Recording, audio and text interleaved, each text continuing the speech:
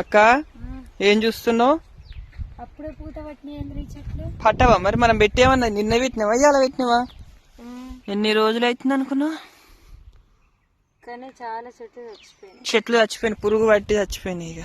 ఇక పూత విసిరంత అసలు నాకు అన్ని కూరగాయలల్లా అన్ని అప్పుడు చెప్పలేక చెట్లు పెట్టేటప్పుడు గింజలు పెడేటప్పుడు నేను తీగ కాదు చిక్కుడుకాయ అంటే ఇగో బెండ చెట్లు అయితే బెండ చెట్లు.